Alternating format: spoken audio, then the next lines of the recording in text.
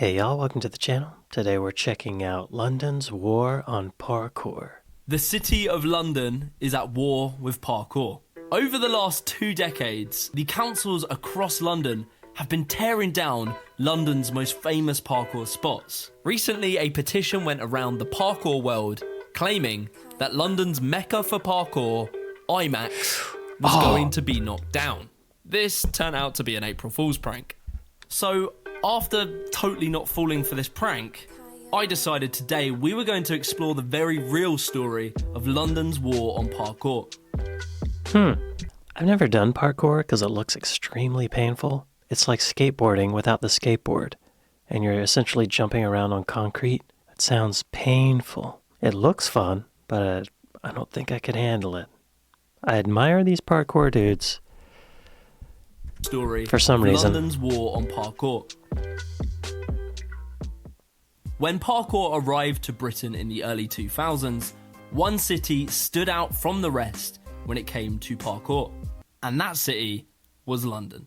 London was and is one of the most pivotal places in the world when it comes to the evolution of parkour. From Kai Willis's game-changing Kong Pre at IMAX, to Verkey's world's first double Kong gainer at Slopes, and Pip Anderson's first ever front flip over IMAX 2.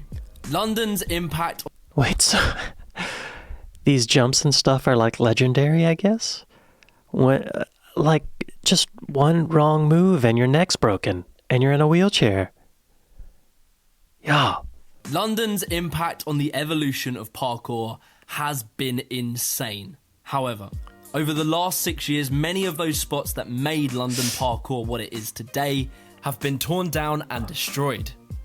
But to start off, how did this all happen? If I were to list all the spots that had been destroyed in London, we would be here forever. So today we're going to focus on what I consider the most important spots that have been destroyed. Great. Our story starts in 2011 with an iconic parkour spot known as Elephant and Castle. Elephant and Castle's real name was Haygate Estate. So you came from Poland to London, for the purpose of parkour? Yeah. And did you know that you were going to come to the Haygate specifically? Yeah, we had. Wow. The estate itself had become famous outside of the world of parkour for its striking brutalist architecture. And over the years, it had become a popular filming location for TV shows such as Top Boy, the film Harry Brown, which starred Michael Caine, and as well, it was the location for David Guetta's hit song, Love Don't Let Me Go, which actually featured the legendary parkour athlete, Daniel Ilabaka. Elephant and Castle was the perfect location for a parkour jam. It was massive, it had tons of spots, and it was out the way of the public, so you wouldn't have any problems with getting kicked off. However, despite Elephant and Castle being a great parkour spot, the place was a hellhole. Graffiti, crime, and homelessness, Elephant and Castle wasn't in good shape.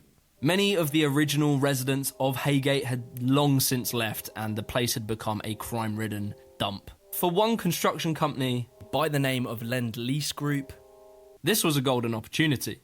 I've got to be honest with you, this whole section of the story I could very easily get sidetracked on. So I'm going to summarise the main points. The Haygate estate was social housing made in the 1970s and was home to 3,000 people of lower income households across 1,214 homes. After years of negotiation, alleged bribery and false promises, the Haygate estate was sold to Lease Group. They then pumped £1.2 billion into the redevelopment of the area. What? Under the promise that they would create affordable homes for key workers in the city. However, in 2017, the Haygate estate, which was renamed to Elephant Park, sold every single flat to foreign investors from the price of £550,000 all the way up to £1.5 million a flat. Shady goings-on aside, the demolition of Elephant... So there were 3,000 people living there? How many units? 829. Okay. So what's 829? Let's just, for fun, let's pretend that each one of them sold for 1.2 million. That's 994,800,000. That's almost $1 billion, y'all. Well, they put 1.2 billion into it, and even if they sold each one of the 829 units for 1.2 million, they still wouldn't have made their money back. What am I missing? The area was a crime-ridden dump. However, freerunners desperately tried to carry on training right up until 2013 when it was finally locked off for good. And in 2014, the Haygate estate was no more. Despite the sadness felt amongst the parkour community, it was kind of understandable that Elephant and Castle would get knocked down. It was literally the worst place I've been to in my life. During 2013, as Elephant and Castle was being demolished, freerunners had lost another sacred spot. What's at Elephant Park now? Is that it right there? Is this the same place? I have a feeling it's not. I mean, it kind of looks like it. It looks like there's construction going on. Maybe that's... Okay. The spot was considerably smaller than a whole estate, but there was just something off about this situation. The spot was called Junkies Jungle. At this point, you're probably getting a weird impression of where freerunners like to hang out, but I don't know. Derelict areas seem to just make the best parkour spots. There was something different about Junkies Jungle. You see, the Haygate regeneration made sense. It increased the value of the area, crime rates went down, etc, etc. But with Junkies Jungle, something didn't make sense. This is what Junkies Jungle looked like before it was demolished. And here's what it looks like now. There's no walls. Okay, I know it didn't look great beforehand, but you can't tell me this looks better. Surely if they wanted to regenerate the area, they would make it look nice. You know, they could have rebuilt it, turned the water fountain back on, made the park better, but they didn't. They flattened it all out and replaced it with this ugly looking brick that doesn't even fit into the area. Junkies was different to Elephant and Castle. Junkies felt personal. It felt like a direct attack at the parkour community. It probably was. The parkour community were often seen as a bunch of hoodlums who would hang out, playing music and being loud. Hey, if I didn't know what parkour was and I was just some old geezer walking down the street and I saw these kids jumping off of walls and playing loud music and just, I would be intimidated. I could understand that. With Junkies Jungle demolished in 2013, the council set their sights on another major parkour location. Literally a 5-minute walk from Junkies Jungle was a spot known as Voxel Maze. Voxel was an iconic parkour spot, not just in London, but around the whole world. Voxel was known for its amazingly designed walls. Okay, let's be honest, they look like crap to anyone who wasn't a freerunner, but to freerunners, Voxel was heaven. Any time of the day, any day of the week, you could go to Voxel and you would see a scruffy freerunner in baggy joggers jumping between its walls. People would travel on their own from around the world to visit Voxel. Parkour coaches would teach classes outside at Voxel. Wow. And honestly, it wasn't unusual to see big jams of 30 to 40 freerunners training at Voxel. Music playing, kendamas out, slackline between the two trees, chatting away and practicing parkour. However, this was the problem. The thing that made Voxel so great would eventually become its demise. To the residents of Voxel, Voxel Maze was seen little more than a hangout for teenagers. Teenagers that would play music loudly and sometimes leave litter on the floor. Yeah. After endless years of arguments between the residents and freerunners, the residents declared their own war on parkour. Jump forward to September of 2012, and the residents had put together a petition to ban freerunners from Voxel. The petition had 88% of residents in favour of the ban. My friend Gien Ming posted this image to Facebook at the time. Side note, Gien was one of the first people I ever trained parkour with. Shout out to you, Gien, for all the help with this documentary. Despite the attempts that residents had made to remove freerunners from Voxel, it wasn't working. The signs made little difference to parkour at Voxel. Yeah, like what? How do you keep the free runners out? Because they're just people. If they're not free running, they're not free runners. So they could just, like, you have to catch them in the act of doing it, I guess. That's a tough dilemma. I'm on the fence. I understand the residents' annoyance by it, but also these dudes are just having a good time, getting some exercise, being themselves. They're not out, well, I hope they're not out, like, being gangs and hurting people. It wasn't working. The signs made little difference to parkour at Voxel. Jesus, who'd have thought that? So the residents ramped up pressure on the council to do something. Very shortly after, police started to pass by Voxel on patrol and regularly move on freerunners. The residents put up more signs saying freerunners weren't welcome. Regular arguments and altercations would take place between freerunners and the residents. All in all, it was a pretty messy time. But you see, Voxel meant a lot to freerunners. The situation would come to a head in late 2015 when the council agreed to demolish Voxel. Oh, wow. This was a major blow to the parkour community. I'm not exaggerating when I say people travelled across the world to visit Voxel. That's amazing. I remember the first time I ever went to Voxel. When I Really? was 15 or 16, me and some of the guys I'd trained with decided it was time to visit the iconic London spots. We were on the train, excited, talking about how we were about to visit the parkour spots we saw in our favourite videos. As we got off the train, we all noticed some people wearing baggy joggers. I mean, we assumed they were freerunners. They could have very well been homeless people. But nonetheless, we approached them and it turned out they were freerunners. And they were going to Voxel as well. So we walked with them past the pub, through the grass, and we were getting closer. And as we were getting closer, I started to recognise where I was. The closer we got, I began to notice other freerunners on these walls. We'd made it. I was at Voxel. Voxel just had this atmosphere. It had like its own life. And I can't explain that in words, but when you were there was something magical about it. There was something about visiting the spot that you had seen in so many of your favourite parkour videos. And to actually be there in person. That would be Voxel cool. was this freerunner's paradise.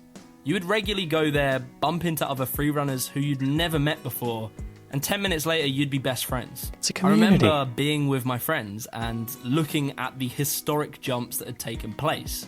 Looking at them and being like, how on earth is that possible? I could never do that. Right. Good times, man. I could easily reminisce on that for a while, but all you need to know is Voxel was amazing. After the residents had demolished Voxel, they replaced the area with a garden. And a pretty... Where exactly is Voxel? Let me find it on the map. Yes. Looks like a nice, tasteful field with some trees and grass now. And a playground. And a model village. And a tennis lamburn. What's a tennis lambeth? What's that? Tennis court? What does that mean? Oh, that's the name of that place. Okay, I see. I had no idea parkour was such a community anywhere. This guy had like a really wonderful sense of community with his parkour buddies and at Voxel specifically. It's a shame that they couldn't, keep doing it. After the residents had demolished Voxel, they replaced the area with a garden. And a pretty boring looking garden at best. The demolition of Voxel was felt not only in the UK, but across the whole parkour world. It was felt so much that a famous parkour brand, the Motus Projects, made a t-shirt in its memory, using an incredible photo taken by Christian Woolman. All this destruction of London's best parkour spots had had a major effect on the parkour scene. From Voxel's demolition in 2015 all the way to 2017, parkour, especially in London, had taken a bit of a lull. You see, in the parkour world, London was seen as the place for parkour evolution. Constantly, parkour would evolve and the boundaries would be pushed in London. However, after the death of Voxel, parkour in London had taken a hit. However, if there's one thing that Londoners and the British in general are known for, it's that we don't give up under hard times. In March 2017, a monumental parkour video was released. The video was aptly named Resurgence, featuring the incredible athletes in the Motus Projects and London's homegrown team, Run London. In this video, athletes were doing things that had never been done before in spots that had been trained at for over 15 years. My name's Giles, I'm a filmmaker and the owner of the Motus Projects. When shooting Resurgence, I don't think we really realised how impactful the finished thing was going to be. It sounds arrogant to say, but it's like one of those landmark videos in kind of the London history of parkour. I gave it that name, Resurgence. Oh my god, I did dude! want it to be Jeez. Resurgence. I had seen this lull in It sort of almost the looks London fake. scene over those few years. Like, it didn't seem like anything was really popping off the same way that it used to. So I think it did the job. Like, there was definitely that year or so afterwards, there was this like The leg uptick, power. more people coming back to London, more people hitting challenges that hadn't been hit before. And I don't think it was the sole thing that created that boost, but I think it definitely contributed. I could probably make a whole video on how moments in Resurgence revolutionised parkour, not only in London, but across the world. How If do you you want to see land on a something like pipe that, like let that? me know in the comments. With a new energy within the community, parkour in London was back on the map. The parkour community as a whole had well and truly recovered from the loss of these historic spots. But now, it's 2020, and parkour in London is in a good place. As well as Run Good. London, there are teams up and coming in London, such as Team Fat. Whoa! Who were casually doing next crazy. level stuff in nearly every one of their YouTube vlogs or Instagram posts. Amazingly, the Voxel spot was recreated at the Fluidity Freerun Academy. What? Fluidity Gym is based in Wales, and to pay respects They recreated it? That's actually brilliant. That is brilliant. It's like a skate park.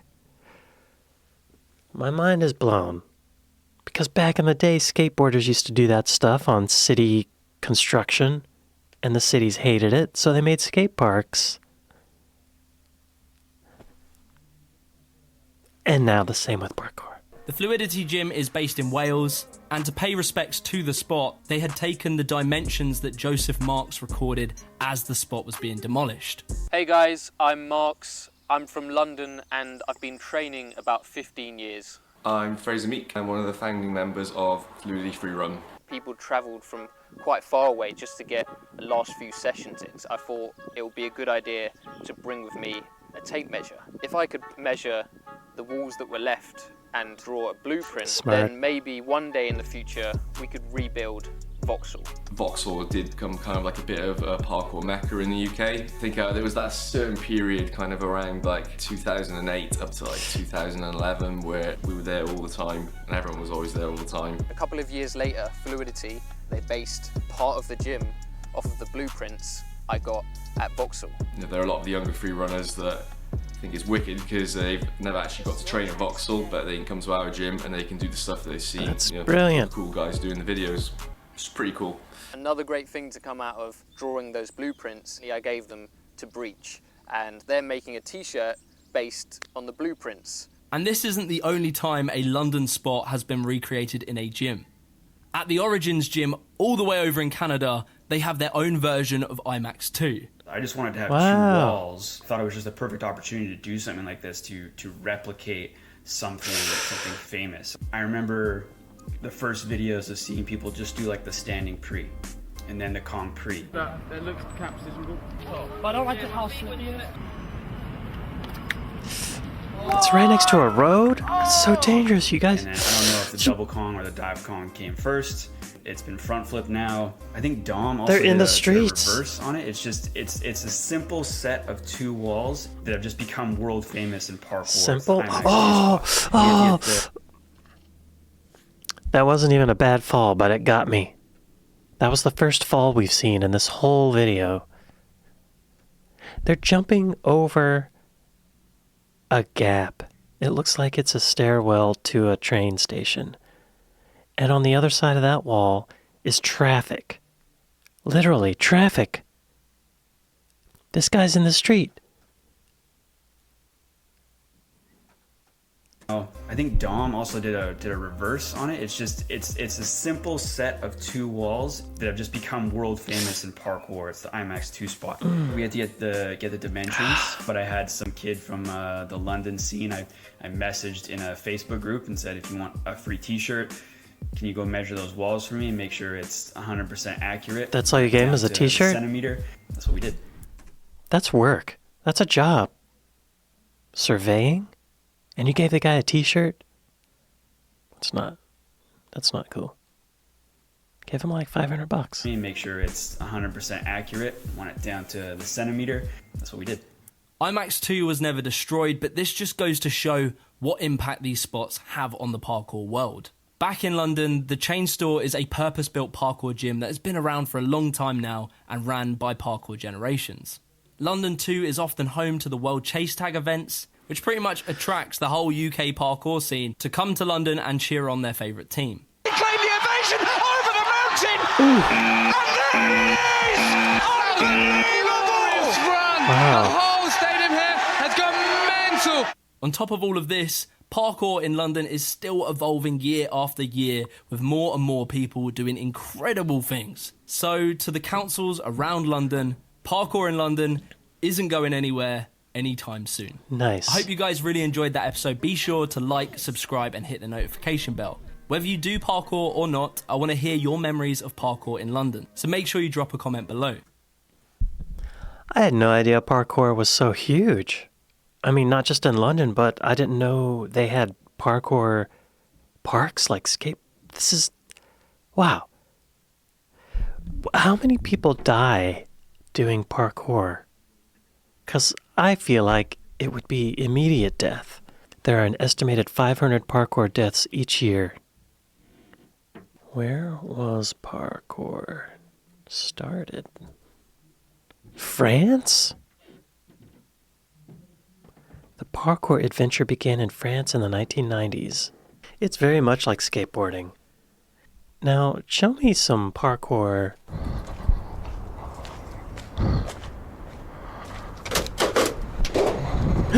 No, dude. Oh my god. What are you doing? No! Oh, dude. Don't.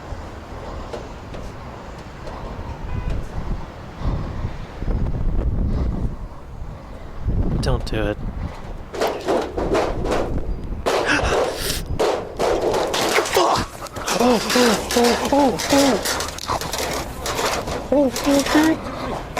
Holy fuck.